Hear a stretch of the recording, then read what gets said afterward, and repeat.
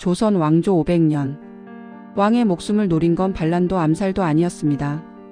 조선의 왕 27명 중 12명을 쓰러뜨린 적. 그건 우리가 흔히 말하는 뾰루지였습니다. 왕이 뾰루지로 죽었다고요? 문종의 등에서는 360ml의 고름이 쏟아졌고 정조는 밤새 피고름이 이불을 적셨으며 효종은 치료 도중 동맥이 잘려 숨졌습니다. 사소해 보이는 종기 하나가 어떻게 조선의 판도를 뒤흔들었을까요? 오늘 조선을 집어삼킨 작은 염증의 거대한 비밀을 풀어드립니다. 조선 왕 27명. 그중 12명이 종기와 전쟁을 벌였습니다. 우리가 아는 종기는 뭔가요? 여드름 좀 크게 난 거 짜면 끝나는 거 그 정도 아닙니까? 그런데 조선 시대에는 이게 왕을 무덤까지 데려가는 공포의 질병이었습니다. 문종, 효종, 정조. 이름만 들어도 교과서에 나오는 왕들이죠. 이 사람들이 전쟁에서 진 것도 아니고 암살당한 것도 아니고 종기 때문에 쓰러졌다는 겁니다. 뾰루지 하나로 왕이 죽는다고? 네, 맞습니다.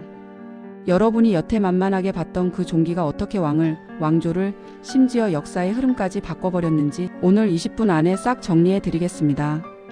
일단 팩트 하나만 던지고 시작하죠. 문종은 제2년 3개월 만에 등에 난 종기로 죽었습니다. 세종대왕의 장남, 조선 최고의 학식을 가진 세자 출신, 그야말로 준비된 왕이었던 사람이 등창 하나 때문에 역사 속으로 사라졌습니다. 그리고 그 뒤에 뭐가 왔죠? 12살 단종 즉위 계유정난 세조의 왕위 찬탈. 만약 문종이 종기만 안 걸렸어도 조선 역사 자체가 달라졌을 겁니다. 여기서 궁금한 점 하나. 도대체 종기가 뭐길래 왕을 이렇게 쉽게 데려갔을까요? 조선 왕들은 당대 최고 수준의 의료진, 최고급 약재, 24시간 케어를 받았던 사람들 아닙니까? 그런데 왜 유독 종기한테만은 속수무책이었을까요? 오늘 영상은 그 질문에 대한 답입니다. 숫자, 기록, 실록 속 증언까지 총동원해서 여러분이 생각지도 못한 조선 왕실의 민낯을 보여드릴 겁니다. 그리고 마지막엔 이런 생각이 들 겁니다. 아, 페니실린이 300년만 일찍 나왔어도 우리가 아는 종기는 뭡니까? 피부에 세균 들어가서 빨갛게 붓고 고름 나오고 며칠 지나면 낫는 거. 요즘 기준으로는 피부과 가서 연고 하나면 끝나는 수준이죠. 그런데 조선시대 종기는 이게 아닙니다. 실록을 뒤져보면 종기라는 이름 아래 온갖 게 다 묶여 있어요. 옹저, 등창, 배창, 정창 이름만 10개가 넘습니다. 동의보감에도 나와요. 종기는 그 생긴 위치와 크기, 깊이에 따라 이름이 다르다. 현대의학으로 보면 이 안에 뭐가 섞여 있냐? 봉화지겸, 피하농량, 림프절염, 심하면 피부암까지. 그러니까 조선 사람들이 말하는 종기는 사실 하나의 질병이 아니라 피부에서 터져 나오는 모든 염증성 질환을 싸잡아 부르는 카테고리였던 겁니다.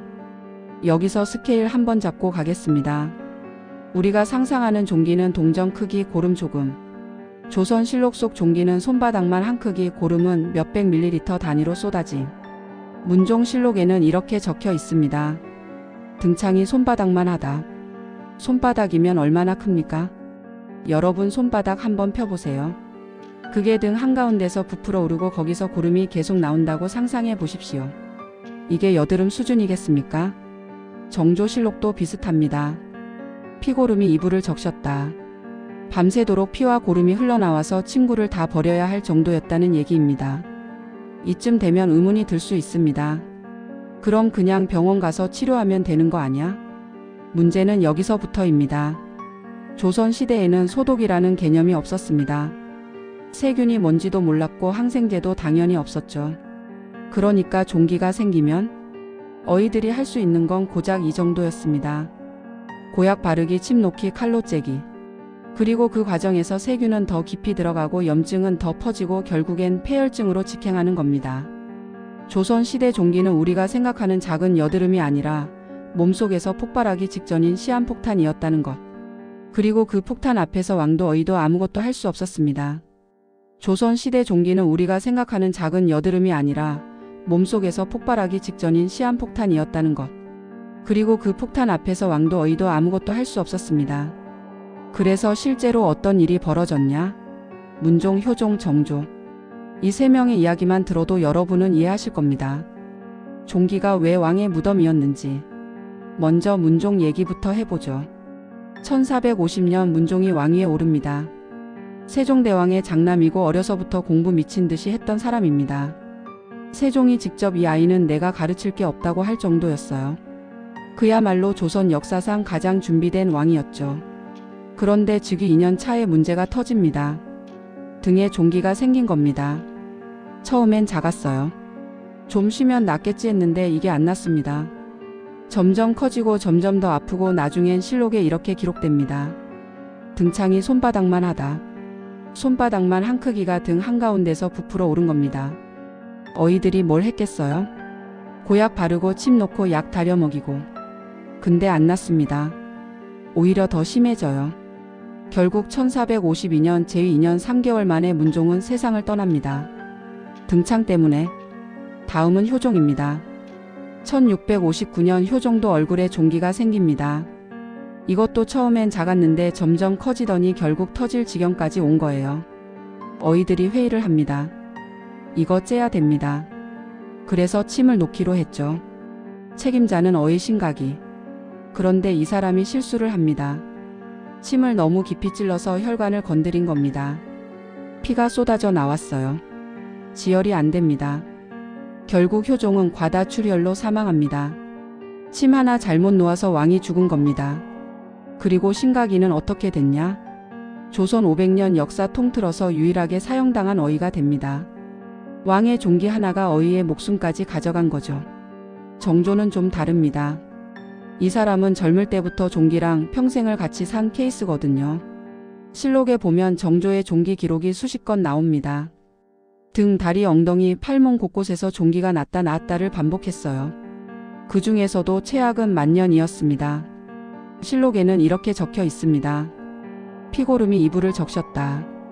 밤새도록 고름과 피가 흘러나와서 침구를 갈아야 할 정도였다는 겁니다. 정조는 이 상태에서도 정치를 했어요. 규장각 만들고 화성 쌓고 개혁 정책 밀어붙이고. 그러다 1800년 49세의 나이에 세상을 떠납니다. 공식 사인은 종기 악화로 인한 합병증. 만약 정조가 70까지만 살았어도 조선 후기 개혁은 성공했을 수도 있습니다. 그런데 종기가 그걸 막았어요. 여기까지 들으면 이런 생각 들지 않습니까? 도대체 어이들은 뭘 한 거야? 어이들도 바보는 아니었습니다. 나름 최선을 다했어요. 문제는 그 최선이 우리가 생각하는 최선이랑 완전히 달랐다는 겁니다. 일단 기본 중에 기본 고약부터 보죠. 동의보감에 나오는 종기 치료용 고약 레시피입니다. 복룡간, 그러니까 아궁이 및 황토를 긁어다가 계란 노른자랑 섞고 거기에 식초 몇 방울 떨어뜨려서 왕의 등에 바릅니다. 이게 끝이 아닙니다. 국화 잎을 지식여서 붙이기도 하고 마늘을 돼지기름이랑 섞어서 바르기도 하고 독고말이라는 풀로 만든 연고를 덕지덕지 발라대기도 했어요. 이게 효과가 있었냐? 글쎄요. 일부는 항균 성분이 있었을 수도 있습니다. 근데 문제는 그걸 바르는 과정에서 소독이라는 개념이 없었다는 겁니다. 손도 안 씻고 도구도 안 씻고 그냥 바로 왕의 상처에 갖다 댔어요. 세균 파티가 따로 없었죠. 그래도 안 났습니까? 그럼 침을 놓습니다. 효종이 죽은 그 방법 맞습니다. 종기 주변에 침을 찔러서 기혈순환을 돕는다는 논리였는데 이것도 소독 없이 그냥 찌릅니다. 운이 좋으면 부기가 좀 빠지고 운이 나쁘면 효종처럼 혈관 터져서 골로 가는 거죠. 그래도 안 났습니까? 그럼 이제 칼을 듭니다. 외과 절개. 종기가 너무 크게 부풀어 오르면 칼로 째서 고름을 빼내는 겁니다. 실록 보면 이런 장면이 나옵니다. 어이가 칼을 들고 등창을 절개하니 고름이 쏟아져 나왔다. 마취도 없이 소독도 없이 그냥 왕의 등을 칼로 째는 겁니다. 왕은 비명을 지르고 어이는 땀을 뻘뻘 흘리고 신하들은 밖에서 벌벌 떨고. 그리고 그 순간에도 세균은 상처 속으로 파고 들어갑니다. 거머리 요법도 있었습니다. 거머리를 왕의 피부에 붙여서 피를 빨아내는 거예요. 부기를 빼려는 목적이었는데 이것도 효과는 글쎄 올시다. 오히려 상처에 또 다른 감염 경로만 하나 더 열어준 셈이죠. 그런데 이 모든 치료법에 공통점이 하나 있습니다. 소독이 없다는 것. 세균이 뭔지도 모르고 감염이 어떻게 퍼지는지도 몰랐던 시대니까요. 그러니까 치료를 하면 할수록 오히려 상태는 더 나빠지는 겁니다. 왕은 최고의 어이들한테 최선의 치료를 받았지만 그 최선이 사실은 왕을 더 빨리 죽이고 있었던 거죠. 참 아이러니합니다. 그런데 여기서 재밌는 오해가 하나 있습니다. 조선 왕들 종기 많이 걸렸다며? 그거 성병 아니야? 이런 이야기 한 번쯤 들어보셨을 겁니다. 결론부터 말하면 아닙니다. 종기는 성병이 아닙니다. 근데 왜 이런 오해가 생겼냐? 동의보감 때문입니다. 동의보감에 이렇게 적혀 있어요. 독한 술을 많이 마시고 기름진 음식을 많이 먹고 과도한 성생활을 하면 등창이 생긴다. 여기서 사람들이 아 성생활 이 단어만 딱 보고 성병이네 하고 점프한 겁니다. 근데 이건 오독입니다. 동의보감이 말하는 건 원인이 아니라 위험 요소예요. 쉽게 말하면 면역력을 갉아먹는 생활습관을 나열한 거죠. 술 많이 마시면 간 망가지고 면역력 떨어집니다. 기름진 음식 많이 먹으면 비만, 당뇨 위험 올라가고 면역력 떨어집니다. 과도한 성생활, 체력 소모 크고 면역력 떨어집니다.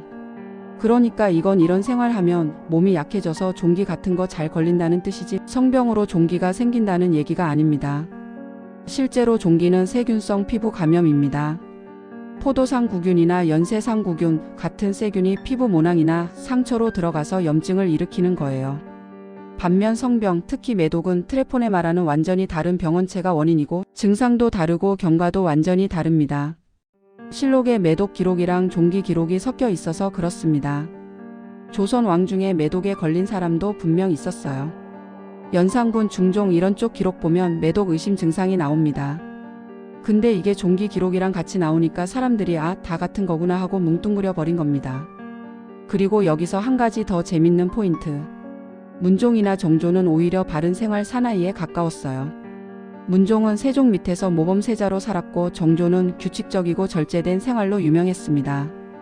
그런데도 종기한테 털렸어요. 왜냐?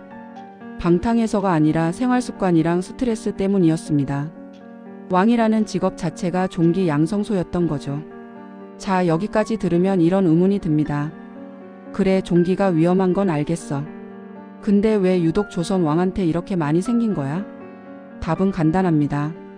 왕이라는 직업 자체가 종기 제조기였기 때문입니다. 먼저 목욕. 조선 왕들은 목욕을 자주 안 했습니다. 풍기가 들어온다, 몸에 해롭다 이런 이유로 꺼렸어요. 실록 보면 왕이 목욕하는 날이 기록될 정도로 특별한 이벤트였습니다. 그러니까 피부에 세균이 쌓이고 모낭이 막히고 종기가 생기기 딱 좋은 환경이었던 겁니다. 다음, 운동 부족. 왕의 하루 일과를 보면 이렇습니다. 새벽에 일어나서 조정회의, 경연으로 공부, 문서 검토, 신하들 만나서 보고받고 하루 종일 앉아 있습니다. 이동할 때 가마 타고 이동. 운동? 1년에 몇 번 하는 사냥이나 활쏘기가 전부. 요즘으로 치면 하루 종일 사무실에 앉아서 서류만 보는 직장인이에요. 혈액순환 안 되고 체력 떨어지고 면역력 바닥치는 거죠. 그 다음 식단. 수라상 한번 보십시오. 기본이 12첩 반상, 특별한 날은 24첩까지 올라갑니다. 고기, 기름진 음식, 달달한 후식까지. 현대 영양학으로 보면 고지방, 고열량, 고염분 폭탄입니다. 게다가 왕은 혼자 먹는 게 아니라 신하들 보는 앞에서 먹어야 하니까 과식하기도 쉬웠어요. 비만, 당뇨, 고혈압 위험 다 올라가고 당연히 면역력도 떨어집니다. 여기에 스트레스까지 더해집니다. 조선 왕의 스트레스는 상상 이상입니다. 당쟁, 외척 간섭, 신하들 눈치, 백성들 민심, 국경 방어, 자연재해 대응. 하나하나가 목숨 걸린 문제예요. 특히 정조 같은 경우는 아버지 사도세자가 뒤주에서 죽고 자기 목숨도 항상 위협받는 상황에서 왕위에 올랐습니다. 이 정도 스트레스면 현대인도 번아웃 오는데 조선 왕은 이걸 평생 안고 살았던 겁니다. 그리고 하나 더. 유전입니다. 세종에서 문종으로, 숙종에서 영조, 그리고 정조로 이어지는 라인을 보면 종기가 집안 내력처럼 이어집니다. 유전적으로 피부가 약하거나 면역 체계가 약한 가계였을 가능성도 있어요. 목욕 안 하고 운동 안 하고 과식하고 스트레스 폭탄 맞고 거기에 유전까지. 이 5개가 합쳐지면 뭐가 되냐? 종기 제조 공장입니다. 문종은 등에 난 종기 때문에 제 2년 만에 죽었습니다. 그리고 그 뒤에 단종이 왕위에 올랐고 계유정난이 터졌고 세조가 왕이 됐습니다. 만약 문종이 20년만 더 살았다면 단종은 안정적으로 성장했을 거고 계유정난 같은 비극은 없었을 겁니다. 조선 정기 역사가 완전히 달라졌겠죠. 효종은 얼굴에 난 종기를 치료하다 침 하나 잘못 맞아서 죽었습니다.